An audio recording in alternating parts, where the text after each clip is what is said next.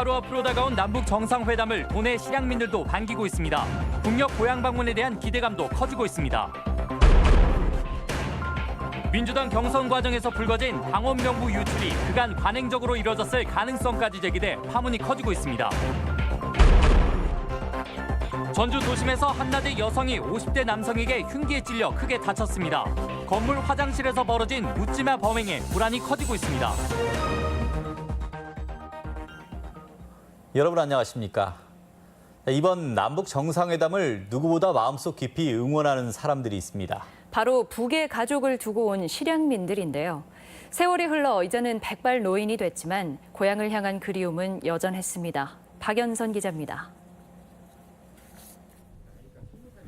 전쟁통에 가족과 생이별을 겪은 황해도 송악 출신의 안옥봉 할머니. 이웃의 친척 집에 간 사이 인민군이 들이닥쳐 허둥지둥 피란길에 올라야 했습니다. 동네에다가 총을 쏘니까 여기 있다는 죽 같다 싶으니까 큰아버지가 그냥 당신네 딸 둘 데리고 동생네 딸 하나 데리고 그렇게 하고 피난 나왔댔어요. 잠시 몸을 피하자고 떠난 길이 어연 70년. 까마득한 시간이 흘렀지만 북에 남은 부모님과 남동생을 생각하면 매번 눈시울이 붉어집니다. 맹일 때 되면 고향 생각도 나고 뭔 좋은 일이 있어도 나고 애들 여올 때도 제일 생각났었어요. 내 친정 엄마랑 있었으면 얼마나 좋아할 텐데 생각해가지고. 마찬가지로 고향인 황해도를 떠나 완주의 터전을 잡은 김성빈, 여화순 부부. 아직도 꿈속에서 고향의 들녘이 생생히 펼쳐진다는 노부부는 다시 고향 소식을 들을 수 있을 거라는 기대에 마음이 들떠 있습니다. 연로한 나이에 거동이 불편한 여할머니는 남편과 조카들만이라도 고향 땅을 찾아 못다한 그리움을 달래주길 바랍니다. 안 못 가요. 나는 이렇게 몸이 아파서 못 가요. 다리 아파서. 그렇지만 나는 가보면 좋겠는데 못 가요 나는. 전라북도에 아직 생존해 있는 실향민은 5만여 명. 남북관계의 부침에 따라 덩달아 마음을 졸여야 했던 이들은 이번 만남이 이산가족의 한을 풀어주는 계기가 되길 염원하고 있습니다.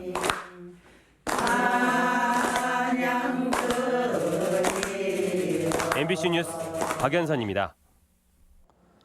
민주당 경선 과정에 당원 명부가 유출됐다는 소식 전해드렸습니다. 공정성 논란이 제기될 수밖에 없는 상황인데요. 민주당에선 이런 당원 명부 유출이 관행화돼 있었다는 주장까지 나와 파문이 커지고 있습니다. 유룡 기자입니다. 당원의 이름과 전화번호, 주소, 일련 번호가 일목요연하게 정리된 엑셀 파일. 민주당 경선을 앞두고 일부 지방의원 후보에게 전달된 것입니다. 그런데 어떤 후보는 이런 당원 명부를 3개나 확보하고 있다고 고백합니다.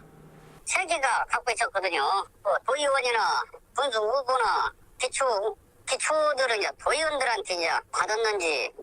그간 선거 때마다 지역위원장이나 도의원을 통해 당원 명부를 받아볼 수 있었다는 것. 민주당 내에서는 그간 당원 명부 유출이 관행화되어 있었던 게 아니냐는 의혹이 나올 수밖에 없습니다. 권리당원이라고 그렇게 써진 명부가 돌아다녔었고 자원봉사자 명단이라고 써진 명단도 돌아다녔고 이름만 조금씩 바꿔하고 그렇게 뺐는지 어찌는지 잘 모르겠네요. 민주당은 그런데도 경선 과정에서 당원 명부 유출 가능성을 차단하지 못하고 있습니다. 지난 12월까지도 당비 미납 확인이나 당원 관리 차원에서 각 지역위원회에 수시로 명부를 보내줬지만 유출을 막을 어떠한 대비도 없었습니다. 당원 관리라든지 당비 납부 관리라든지 이런 것들을 위해서 지역위원회에서 요청을 하게 되면 저희가 도당에서 사무처장 결재하. 그런데 지방의원의 경우 100% 당원 투표만으로 결정하기 때문에 당원 명부 유출은 공정성 논란은 물론이고 불법의 소지도 커서 고발과 수사로 이어지고 있는 상황입니다. 야당은 민주당의 구태 정치가 드러났다며 부안뿐 아니라 도내 전역으로 수사를 확대하라고 촉구했습니다. 도민들의 기대에 찬물을 끼얹는 행위이고 구시대적 작태가 되풀이되는 것으로 유권자들의 엄정한 심판과 모든 경선에 대한 수사가 시급합니다. 민주당 내 당원 명부 유출이 그간 일상적으로 이루어졌을 가능성까지 나오면서 민주당 경선이 곧 본선이라는 인식이 나올 정도로 높은 관심과 지지를 받을 자격이 있는지 비판이 커지고 있습니다. MBC 뉴스 유룡입니다. 네이버나 다음 같은 포털 사이트에 지역 언론 기사를 의무 게재하는 법안이 발의됐습니다. 국민의당 정동영 의원이 대표 발의한 일명 네이버 지역 언론 상생법은 인터넷 이용자의 위치 정보를 바탕으로 해당 지역 언론 기사를 포털 사이트에 일정 비율 이상 노출시키도록 규제하고 있습니다. 한편 이 법안은 포털 중심의 언론 환경을 개선하기 위해 한국기자협회 소속 10개 지역협회가 제안했습니다. 도심 공공화장실에 있던 한 여성이 괴한이 휘두른 흉기에 크게 다치는 사건이 벌어졌습니다. 잊을만 하면 반복되는 여성 상대 범죄에 불안감이 커지고 있습니다. 한범수 기자입니다. 모자와 마스크로 얼굴을 가린 한 남성이 건물 안에 들어섭니다. 상점을 기웃거리던 남성은 2층으로 올라가서도 무언가를 찾는 듯 서성입니다. 이 건물에서 일하던 40대 여성은 화장실에서 이 남성과 마주쳤고 강도 위협에 저항하던 여성은 남성이 휘두른 흉기에 가슴을 찔렸습니다. 피투성이가 된 여성이 필사적으로 달아나자 남성도 줄행랑을 쳤습니다. 여자가 화장실에 들어간 것을 보고 아마 따라 들어간 것 같아. 그리고 이제 여자가 나오니까 이제 이용을 한 것 같아요, 칼로. 병원으로 이송된 피해자는 긴급 수술을 받았지만 생명에는 지장이 없는 것으로 전해졌습니다. 피의자인 59살 박모 씨는 경찰의 추적 끝에 광주 자택에서 붙잡혔는데 금품을 빼앗으려고 했을 뿐이라고 진술한 것으로 알려졌습니다. 피해자분께 죽을 죄를 졌습니다. 죄송합니다. 사죄드립니다. 용서해 주십시오. 대낮 도심 한가운데서 벌어진 대담한 범행 소식에 여성들은 놀란 가슴을 쓸어내려야 했습니다. 그런 얘기 들으니까 무서워서 친구들이랑 다 같이 다니자고 낮에도 심지어 공공화장실을 좀 이용을 못하겠어요. 경찰은 매번 엄정한 수사를 공언하고 있지만 약자인 여성을 상대로 한 범죄가 반복되고 있어 불안감만 커지고 있습니다. MBC 뉴스 한범수입니다. 노조의 임단협 투표 결과 한국GM은 결국 군산과 결별을 선택했습니다. 지역 시민사회는 답답한 심정으로 군산공장 정상화만 거듭 촉구했습니다. 이경희 기자입니다. 한국GM의 임단협 잠정 합의안이 노동조합의 투표 결과 가결됐습니다. 14차례 임단협 교섭 끝에 이뤄진 투표로 조합원의 85.3%가 참여해 이 가운데 67.3%가 찬성했습니다. 이번 합의안은 군산공장 잔류노동자 680명에 대해 추가 희망퇴직과 전환 배치를 시행하고 무급휴직은 실시하지 않는 내용을 담고 있습니다. 고용 승계를 통해서 다른 쪽으로 보내기로 했으니까 어쨌든 그 부분에 대해서 일정 부분 노동조합이 같이 동의를 해준 걸로 봐야 될 것은. 군산공장 노동자들은 모두 지역을 떠나고 공장 건물은 폐쇄 수순을 받게 됐습니다. 하지만 지역사회는 여전히 공장 정상화를 촉구했습니다. 참여자치 군산시민연대 등 32개 시민단체는 정부가 군산공장이 재가동되거나 매각될 수 있도록 나서야 한다고 주장했습니다. 비정규직 직원과 1, 2차 협력업체 종사자를 비롯해 군산 경제에 대한 종합적인 대책이 필요하다는 겁니다. GM을 살리는 대책 이전에 군산 경제와 군산의 근로자, 군산 경제를 살리기 위한 노력이 있었어야 된다고 생각합니다. 바른미래당 김관영 의원도 GM의 댄 암만 총괄 사장을 만나 제3자 매각 처리 필요성을 전달했으며 좋은 방안이 나오면 적극 협조하겠다는 답변을 받았다고 밝혔습니다. MBC 뉴스 이경입니다. 민주평화당은 정부의 엉터리 실사로 골든타임을 날려버렸다며 GM 군산공장을 분리해 특수목적 법인화할 것을 촉구했습니다. 민주평화당은 군산시청에서 기자회견을 열고 정부와 산업은행이 군산공장의 정상 가동과 고용 유지를 포기하고 GM에 무조건 항복했다며 이제 도민 한 주 갖기 운동을 통한 군산공장 분할만이 대안이라고 주장했습니다. 한편 민중당은 알맹이 없는 껍데기 협상은 국민을 속인 것이라며 GM에 끌려다니지 말고 군산공장 정상화를 추진하라고 촉구했습니다. 전북 현대 최강희 감독이 K리그 최다승을 갈아치우며 리그 역사를 새로 썼습니다. 팀도 연승을 거듭하고 있어 최 감독의 기록이 어디까지 이어질지 기대가 모아집니다. 강동엽 기자입니다.